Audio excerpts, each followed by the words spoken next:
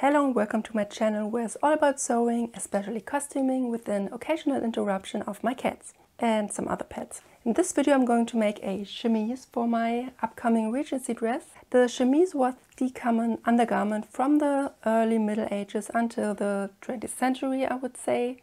It is basically the precursor of our modern camisole, or as we say in Germany, Unterhemd. It was worn closest to the body to soak up sweat and oils and protect the outer garment. It was made from linen, later on cotton, and was worn under the stays and under the corsets. I used the pattern number 115 by Lovely Moon, which I link down below.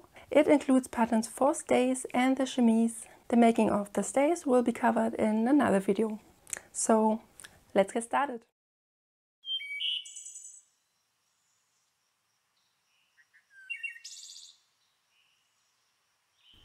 Do you know this excitement that comes with a new costuming project? You already see yourself in your fabulous new gown, slowly realizing for most historical costuming projects, if you want to achieve a certain silhouette, you need to get the underwear first. So, inspiration put aside for a little while longer. First things first, my set of Regency underwear is coming.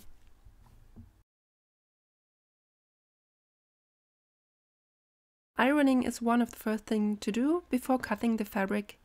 I'm using linen, which wrinkles like nothing else, so this is what I do first. Because of the fact that a chemise is such a loose-fitting garment and to save myself some time, I didn't make a mock-up.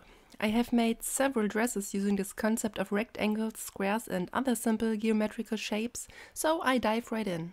The pattern has options for a low and a high neckline, so take care of what style you want to make, otherwise you get confused and cut the wrong strap piece, like I did. The pattern has given me a couple of notches to mark what goes where, so as usual I marked them with a snip into the seam allowance. Then I'm wrestling the front and the back pieces and entertaining myself, because why not?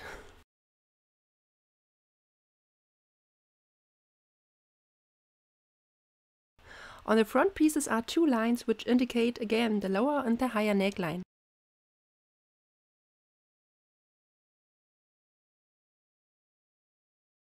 This is the front piece. It's basically a huge rectangle. In this case it's angled, but this can also be done with gores that are cut separately. Here I'm placing the straps on the front piece, pinning these, and then I'm moving on with my not so Regency accurate sewing machine.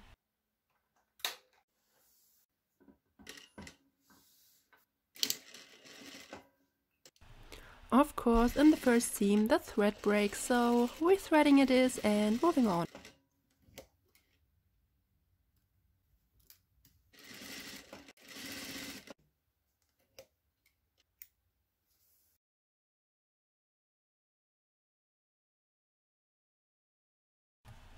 I finish off all the seam allowances with felling stitches. For this, I cut one side of the seam allowance shorter than the other. The longer one encloses the short one and is then sewn in place with tiny slanted stitches. I'm doing this finish on these first two seams before I move on with the construction.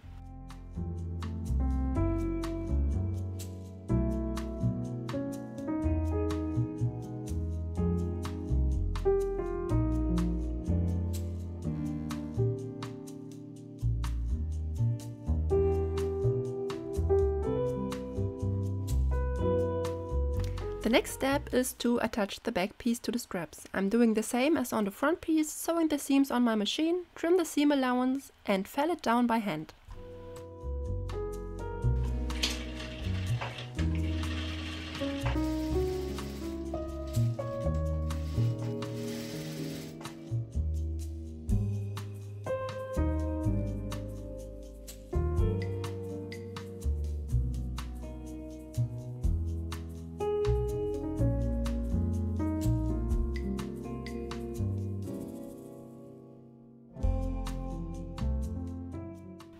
Next in this episode of Connecting Geometrical Shapes are the sleeves. I followed the notches that are given by the pattern. These sleeves are just two rectangles sewn into tubes. The room for movement under the arm will be provided by the gusset.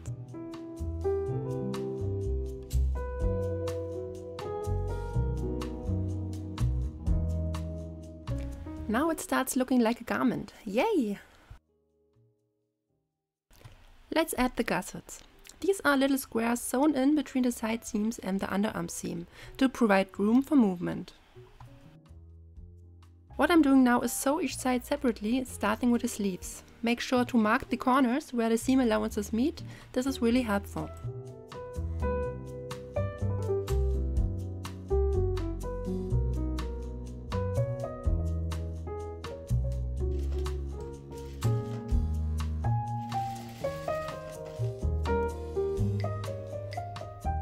Now I'm turning the gusset around to meet the side seam of the front. Of course, I'm doing it twice because I would love to have 2 sleeves on this.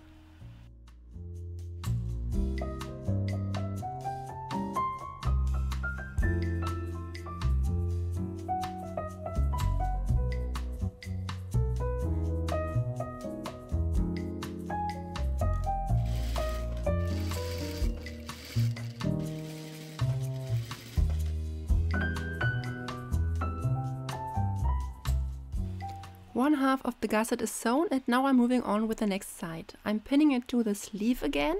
After that I finish this by sewing the 4th seam. Voila! One tiny square finished.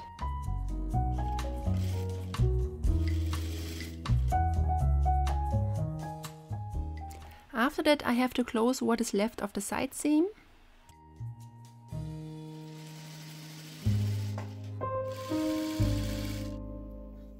I also need to sew the small open part of the sleeve seam, and by this the chemise is constructed. And now I'm finishing all the seams by hand. But first, recharging with a pad brake.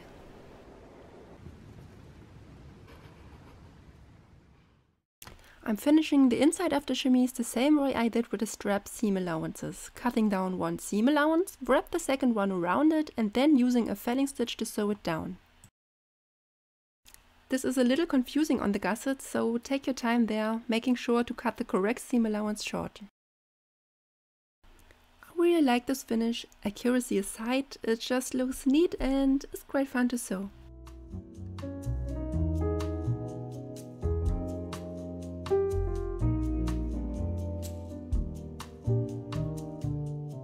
For the hem I folded the fabric over 2 times and you guessed it, more felling.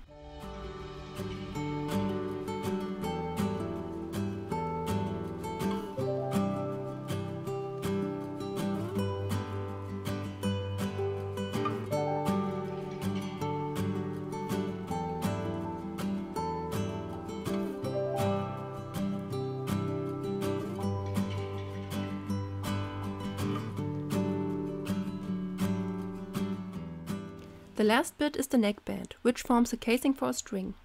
This gathers up the white neckline.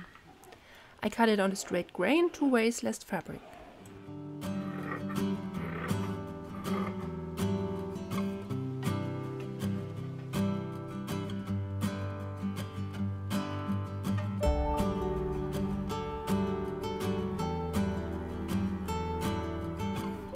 The neckband is sewn to the neckline, folded over twice and then stitched down by hand.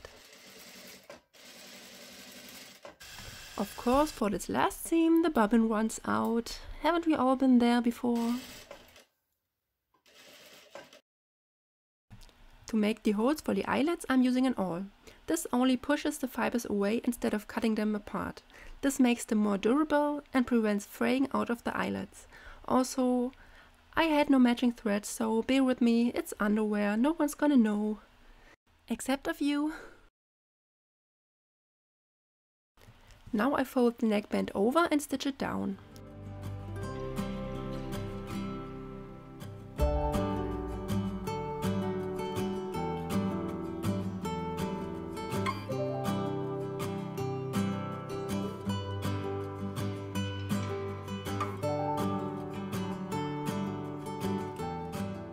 I'm feeding my string through it using a safety pin.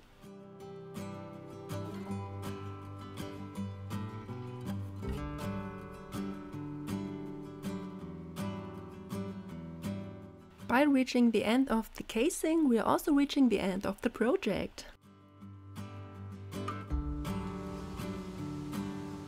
I think this is a really pretty garment, being so simple, and it's very comfy.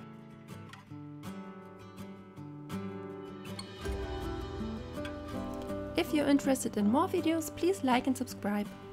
Until next time!